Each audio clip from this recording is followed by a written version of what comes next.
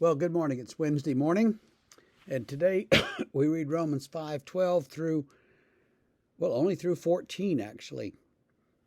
Therefore, just as sin came into the world through one man, and death through sin, and so death spread to all men or people because all sinned.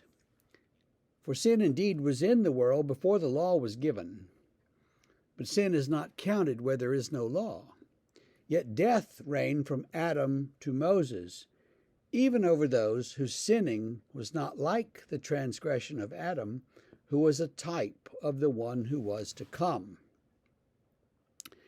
There's a great deal packed into those couple of sentences.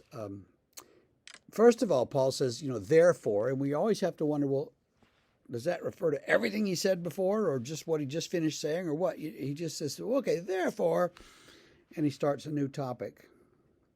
And he interrupts himself in the middle of this topic too, and he does that a lot. So just as sin came into the world and death came through sin, then he's got to talk about sin for a while and the law again. So, Paul can't quite be satisfied here.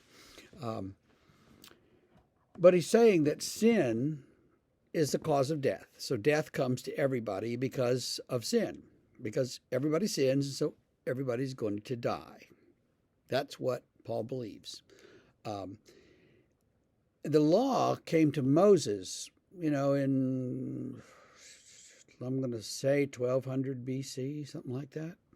But Adam was long before Moses. And so there was sin from Adam to Moses. There was death from Adam to Moses, but there wasn't a law. So we already see that it's happening even though there's no law. And he says, death reigned from Adam to Moses, even over those whose sinning was not like the transgression of Adam, who was a type of the one who was to come. Now, the one who was to come is Jesus. And so Adam is kind of on the level of Jesus typologically. And we Protestants don't do much with typology, but it's an ancient way of reading texts. And what it means is to take an individual person and make them represent everybody else or a large other group. So Adam becomes a type. Jesus is a type. A little later here, we're going to start reading about being in Adam or in Christ. And so are you sinful or are you not sinful? And so saying someone is in Adam is just a way of saying they're a sinful human being. So that's typology, very simply. How do we use typology? We might use typology if we do something like the way everybody refers to Hitler. Now, they don't mean actual Adolf Hitler half the time because they're extrapolating and expanding what Hitler actually did, which was bad enough to make Hitler the paradigm for every evil anywhere that you could ever think of, Hitler. So he becomes a type for the person who's just simply evil. And Jesus is a type for that person who is obedient to God. He's a lot more than a type, but he is used in this letter as a type. And so is Adam. And so Adam's sin is different from everybody else's. Now, the word Adam actually means humanity. Whether you think of God created humanity and humanity sinned, or whether you think that Adam is one specific person and that's who God made and that's where sin started, as what the text says, it's the way the text explains it. It had to start somewhere, so it started with this first guy and his wife. And their transgression was disobedience. They wanted to be like God, and they said, well, we can do what God said not to do, and we'll try it. And they did it. Everybody else sins more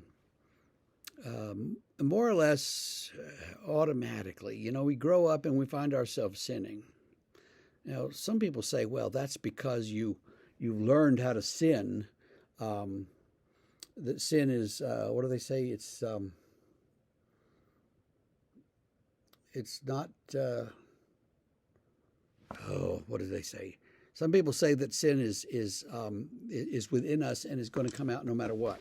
And other people say, well, no, it's inevitable, but it's not necessary. We could. So there's some debate about how necessary sin is to our life. But the fact is, we all sin. I mean, even Paul has said that earlier in the letter. We all sin, and so we all